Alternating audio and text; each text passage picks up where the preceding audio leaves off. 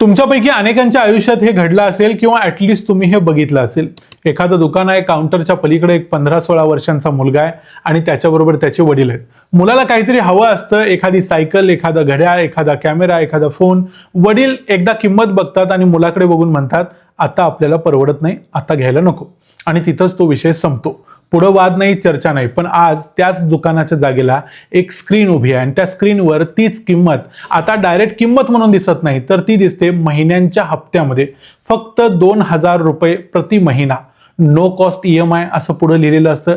तेच घड्याळ, तोच कॅमेरा, तोच फोन. आता 10,000 रुपये दिले जात नाहीत, तर सांगितलं जातं 2,000 पर मंथ फॉर 5 मंथ्स. म्हणजे 2,000 रुपये आपल्याला परवडतात की नाही, असा प्रश्न आता आपणच स्वतःला विचारतो. आणि जर याचं उत्तर होय असं येत असेल तर आपण ते घेतो. आणि या एका गोष्टीमुळे एक अख्खी पिढी कर्जाच्या विळख्यात सध्या सापडत आहे. भारतातल्या बँका गेल्या 30 वर्षात कधी नव्हत्या इतक्या सुरक्षित आहेत असं म्हटलं जातंय.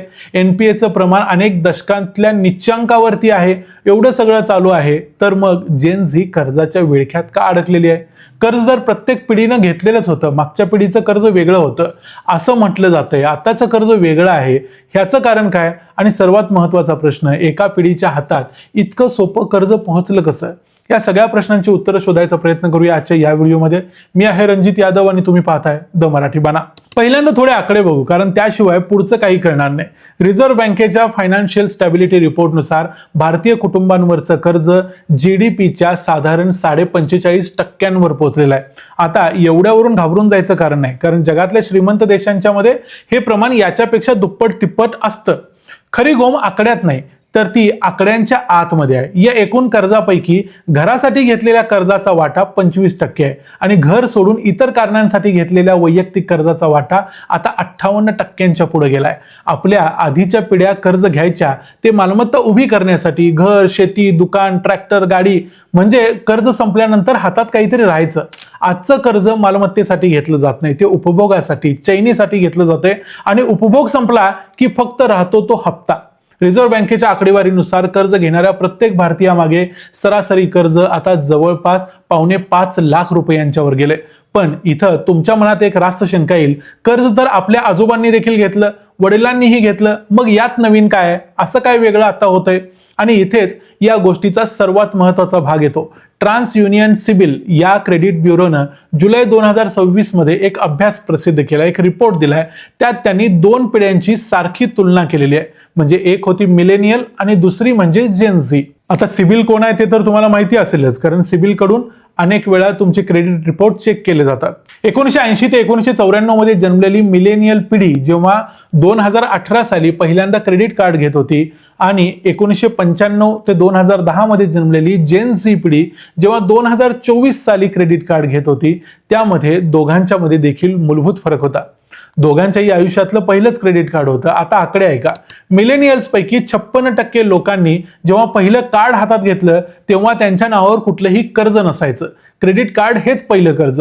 जेनझी मध्ये 70% लोक जेव्हा पहिलं क्रेडिट कार्ड हातात घेतात त्यावेळेला त्यांच्यावर ऑलरेडी इतर वेगवेगळ्या प्रकारची कर्ज असतात आणि क्रेडिट कार्डचा नंबर दुसरा, तिसरा, चौथा असतो. त्यातल्या जवळपास 20% लोकांच्या नावावर कन्झ्युमर ड्युरेबल लोन असतं, म्हणजे फोन, लॅपटॉप, वॉशिंग मशीन किंवा इतर एखादी चैनीची वस्तू जी घरात लागणार असते.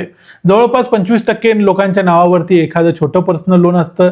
एवढंच नाही तर पहिलं क्रेडिट कार्ड घेतल्यानंतर वर्षभराच्या आत दुसरं कुठलं तरी कर्ज घेणाऱ्यांचं प्रमाण मिलेनियल्समध्ये निम्म्याच्या आसपास होतं. जेन झी मध्ये ते जवळपास 70% आहे. आधीच्या पिढीत माणसाला आधी नोकरी लागायची, मग पगार सुरू व्हायचा, मग कुठेतरी 30च्या आसपास पहिलं मोठं कर्ज घरासाठी किंवा गाडीसाठी घेतलं जायचं. म्हणजे आधी उत्पन्न मग कर्ज. आज हा क्रम पूर्णपणे उलटा झालाय. आजच्या तरुणाचा पहिला पगार कधी होतो माहिती नाही, उशीरच होतो, पण पहिलं कर्ज मात्र त्याला अगदी 18 ते 20 वर्षाच्या वयातच मिळतं. आता हे घडतं कसं हे समजून घ्यायला पाहिजे. याचं पहिलं कारण म्हणजे तंत्रज्ञान. UPI मुळे भारतात एक गोष्ट पहिल्यांदा शक्य झाली. ज्या माणसाकडे पगाराची स्लिप नाही, फॉर्म नंबर 16 नाही, अशा माणसाचं उत्पन्न किती असावं याचा अंदाज त्याच्या मोबाईलमधल्या व्यवहारांवरून बांधता येऊ लागला. म्हणजे एखादा फ्रीलान्सर, एखादा डिलिव्हरीवर काम करणारा मुलगा, एखादा छोटा दुकानदार ज्यांना पूर्वी बँकेच्या दारातून परत पाठवलं जायचं की कारण तुमच्याकडे उत्पन्न काय आम्हाला समजत नाही, ते आता कर्जासाठी पात्र ठरले. आणि ही खरं तर एक चांगली गोष्ट आहे, पण याचा एक परिणाम असा झाला की ज्या वर्गाचं उत्पन्न सर्वात अस्थिर आहे तोच वर्ग कर्जासाठी सर्वात सोपा ग्राहक झाला, कारण त्याला कर्ज पाहिजेच आहे. दुसरं कारण म्हणजे फिनटेक कंपन्या. रिझर्व्ह बँकेच्या अहवालानुसार 50,000 रुपयांच्या आतल्या छोट्या वैयक्तिक कर्जासाठी, पर्सनल लोनसाठी निम्म्यापेक्षा जास्त कर्ज आता फिनटेक कंपन्या देतात. बँकांच्याकडे जायची गरजच नाही. यांच्या कर्जाची सरासरी रक्कम किती असते तर 16,000 रुपये.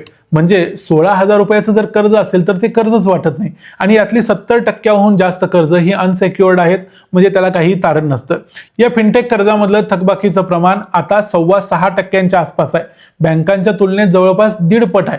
पण सर्वात महत्त्वाचं निरीक्षण रिझर्व्ह बँकेने नोंदवलेलं आहे, ज्या लोकांनी 5 किंवा त्याहून जास्त वेगवेगळ्या ठिकाणांहून कर्ज घेतलेली आहेत त्यांच्या थकबाकीचं प्रमाण सर्वाधिक आहे, असणारच आहे. एवढ्या ठिकाणी घेतलंय म्हणजे याला लोन स्टॅकिंग म्हणतात. एक फोन एका ॲपवरून घ्यायचा, एक ट्रिप दुसऱ्या ॲपवरून घ्यायची, एक छोटंसं पर्सनल लोन तिसऱ्या ठिकाणावरून घ्यायचं, वेगवेगळे हप्ते वेगवेगळ्या तारखा. प्रत्येक हप्ता जर वेगवेगळा काढून बघितला तर छोटा वाटतो, आणि सगळे एकत्र बघितले तर लक्षात येतं की आपल्याकडे एवढा पगारच नसतो, आणि तोही असेल तर म्हणजे प्रत्येकाला पगार असतो असं देखील नाही. आणि यातली सर्वात मोठी चलाखी काय आहे माहिती आहे? आधी दुकानात जाऊन किंमत बघून घरी येऊन विचार करायला थोडासा वेळ मिळायचा. तो वेळ आता तंत्रज्ञानाने, या टेक्नॉलॉजीनं काढून टाकलाय.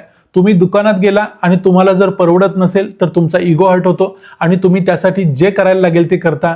लगेच तिथं तयार होता की मला EMI वर करून द्या, ह्याच्यावर करून द्या, मी आता घेतल्याशिवाय घरी जात नसतो. आता तुम्हाला एक थेट प्रश्न विचारायचा आहे, जो प्रश्न या विषयावरच्या चर्चेतला सर्वात महत्वाचा आहे. ही पिढी बेजबाबदार आहे का? हा प्रश्न विचारण्याआधी उत्पन्नाची बाजू एकदा बघायला पाहिजे. अजीम प्रेमजी युनिव्हर्सिटीच्या स्टेट ऑफ वर्किंग इंडिया या रिपोर्टनुसार पदवीधर तरुणांमधली बेरोजगारी अजूनही धक्कादायक पातळीवर आहे. दर 100 पदवीधरांच्या पैकी फक्त 25-26 जणांना नियमित पगाराची नोकरी आहे, आणि ज्यांना लेखी करार, पगारी रजा, सोशल सिक्युरिटी या तिन्ही गोष्टी आहेत असे किती असतील? 100त फक्त 4. फक्त 4. त्याहून महत्त्वाची गोष्ट म्हणजे नव्याने नोकरीला लागणाऱ्या पदवीधरांचे सुरुवातीचे पगार हे गेल्या दशकाहून अधिक काळ फारसे वाढलेले नाहीत. आता एका बाजूला उत्पन्न जागच्या जागी थांबलेलं आहे, आणि दुसऱ्या बाजूला काय घडलंय तर आपल्या आजोबांची तुलना गावातल्या शेजाऱ्याबरोबर व्हायची, आपल्या वडिलांची तुलना ऑफिसमधल्या सहकार्याबरोबर व्हायची. आजच्या तरुणांची तुलना कोणाबरोबर होते तर स्क्रीनवर दिसणाऱ्या, इंस्टाग्रामवरती अतिशय आनंदी आयुष्य जगणाऱ्या, जग फिरणाऱ्या तरुणांच्या बरोबर होते. आणि त्या स्क्रीनवर कुणाचाही EMI दिसत नाही, दिसतो फक्त फोटो. म्हणजे अपेक्षा जागतिक झाल्या, उत्पन्न मात्र स्थानिकच राहिलं. किती जरी झालं तर तुम्हाला याच जगात इथंच राहायचं आहे. तुम्ही तुलना कुणाबरोबरही करा.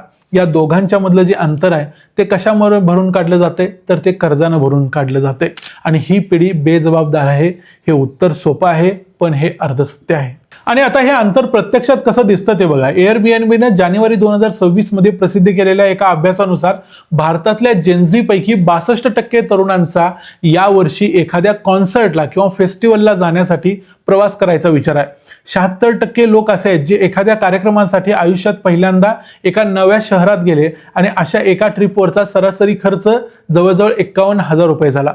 आता हा आकडा नुसता ऐकून सोडून देऊ नका, त्याच्या शेजारी पगाराचा आकडा ठेवून बघा. नोकरीच्या सुरुवातीचा पगार 25,000 ते 30,000 पकडला, आणि विकेंडचा एक जर कॉन्सर्टचा किंवा इतर गोष्टींचा खर्च 1.5 ते 2 महिन्यांच्या पगारा इतका असेल तर मग हातात काय राहत असेल याचा विचार करा. बँक ऑफ बडोदाच्या डिसेंबर 2024च्या एका रिपोर्टमध्ये तर नोंदवलं होतं की या देशात झालेल्या जे मोठे कॉन्सर्ट झाले त्यापैकी 2 ते 3 महिन्यात 1,600 ते 2,000 कोटी रुपयांचा अतिरिक्त खर्च या कॉन्सर्ट्सवरती झाला. आणि फक्त कॉन्सर्टच नाही तर काउंटर पॉइंट रिसर्चचा अंदाज असा आहे की भारतात यावर्षी विकल्या जाणाऱ्या प्रत्येक 100 फोनपैकी 40हून अधिक फोन हे कर्ज देऊन घेतले जातात, म्हणजे कर्जावर घेतले जातात. 30,000च्या पुढचा जर मोबाईल असेल तर त्यामध्ये हे प्रमाण 67% पेक्षा जास्त आहे. इथे एक गोष्ट आणखी स्पष्ट सांगतो, कॉन्सर्टला जाणं चूक नाही, चांगला फोन घेणं चूक नाही, फिरायला जाणं तर अजिबात चूक नाही. हे आयुष्य आहे, ते जगलं पाहिजे, जगण्यासाठीच आहे. मुद्दा खर्चाचा नाही, मुद्दा आहे तो खर्च कशातून केला जातो याचा. कॉन्सर्ट हा प्रश्न नाही, कॉन्सर्ट ही ती जागा आहे जिथं ते कर्ज दिसायला लागतं, सगळ्यांच्या समोर येतं. अनेकांचे असे गोष्टी देखील मी बघितलेल्या आहेत की अनेक आई वडिलांना कल्पना देखील नसते की त्यांच्या 18-20 वर्षाच्या मुलाचं किती कर्ज आहे आणि तो किती कर्जात बुडालेला आहे. हे ज्या वेळेला एखादी अप्रिय घटना घडते त्याच्यानंतर मग आई वडिलांच्या समोर येतं. अशा गोष्टी देखील अनेक वेळा बघितलेल्या आहेत. आता याच्यामध्ये अजून एक सिरियस प्रॉब्लेम म्हणजे सोनं. बँकांनी सोन्याच्या दागिन्यावर दिलेल्या कर्जाचा आकडा गेल्या काही वर्षात अक्षरशः स्फोट झाल्यासारखा वाढला. आता तो एवढ्या हजारो कोटीमधला आकडा लाखो कोटींमध्ये का गेला, तर यामध्ये सोपं निरीक्षण असं आहे की जे सोन्याच्या किमती वाढल्या त्यामुळे लोकांनी जास्तीत जास्त कर्ज घेणं पसंत केलं. पण या गोष्टीचा जर विचार केला तर लक्षात येतं की लोक सोनं तारण तेव्हा ठेवायचे जेव्हा तो शेवटचा ऑप्शन त्यांच्याकडे असायचा, आणि आता तो शेवटचा ऑप्शन जास्त लोक वापरतायत हे देखील दिसतंय. आणि एक दुसरा प्रॉब्लेम म्हणजे बेकायदेशीर लोन ॲप्स. इथे एक फरक अतिशय स्पष्टपणे समजून घ्या, कारण हा फरक न समजल्यामुळे बहुतेक चर्चा भरकटतात. रिझर्व्ह बँकेच्या नियमाखाली येणाऱ्या ज्या नोंदणीकृत फिनटेक कंपन्या आहेत आणि प्ले स्टोअरवरून डाउनलोड होणारी बेकायदेशीर ॲप्स आहेत, या पूर्णपणे वेगळ्या गोष्टी आहेत. दुसऱ्या प्रकारातली ॲप्स कर्ज देतात, तुमच्या फोनमधले कॉन्टॅक्ट्स घेतात, फोटो घेतात आणि वसुली करताना त्या गोष्टींचा वापर करतात. हा सगळा डेटा त्यांच्याकडे असतो. गृह मंत्रालयानं सायबर विभागानं मार्च 2026 मध्ये अशा काही ॲप्सवर कारवाई करत ती 36 तासांच्या आत हटवण्याचे आदेश दिलेले होते. देशात अनेक ठिकाणी अशा प्रकरणात गुन्हे नोंदवले गेलेले आहेत. काही प्रकरणं फार दुर्दैवी वळणावर गेलेले आहेत, म्हणजे ज्यांनी कर्ज घेतलेली होती त्या मुलांना आत्महत्या देखील कराव्या लागलेल्या आहेत. अशा पद्धतीनं ही वसुली केली जाते. त्यामुळे याच्या नादाला तर अजिबात लागू नका. इथे एक गोष्ट म्हणजे पर्सनल लोनचा जो डोंगर आहे त्याच्यामध्ये थकबाकीचं प्रमाण 1.25 ते 1.5% आसपास आहे. अर्थतज्ञ विवेक कौल यांचं म्हणणं आहे की एकूण कर्जाच्या तुलनेत जर फिनटेक कर्जांचा वाटा बघितला तर इतका लहान आहे की व्यवस्थेला यातून काही धोका नाही.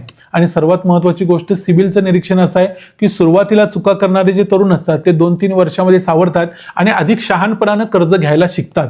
आणि हे विसरू नका की क्रेडिट हिस्ट्री ही एक चांगली गोष्ट आहे. जी तुमचा क्रेडिट स्कोअर चांगला असेल तरच तुम्हाला उद्या भविष्यात कर्ज घेता येतात, घर, व्यवसाय किंवा इतर गोष्टींसाठी. त्यामुळं कर्ज खलनायक नाही आहे, खलनायक आहे काहीही डोकं न लावता फक्त चैनीसाठी घेतलेलं कर्ज. त्यामुळं या चैनीसाठी घेतलेल्या कर्जांच्या पासून दूर राहा आणि बँका आणि अधिकृत फिनटेक साईट्सचा वापर करा. जास्तीत जास्त अशा पद्धतीचं कर्ज घ्या ज्यातून काहीतरी कन्स्ट्रक्टिव्ह करता येईल. फक्त चैनीसाठी, फक्त इगो सॅटिस्फाय करण्यासाठी जर कर्ज घेत असाल किंवा तुमच्या घरात कोणी घेत असेल तर त्यांना थांबवा, वेळ अजून गेलेली नाही. या व्हिडिओमध्ये इथंच थांबूया. हा व्हिडिओ तुम्हाला कसा वाटला ते आम्हाला कमेंट्समध्ये सांगा. व्हिडिओ आवडला असेल तर व्हिडिओला लाईक करा, चॅनलला सबस्क्राईब करा. पुन्हा भेटू पुढच्या व्हिडिओमध्ये. तोपर्यंत पाहत राहा द मराठी बाणा. जय हिंद, जय महाराष्ट्र.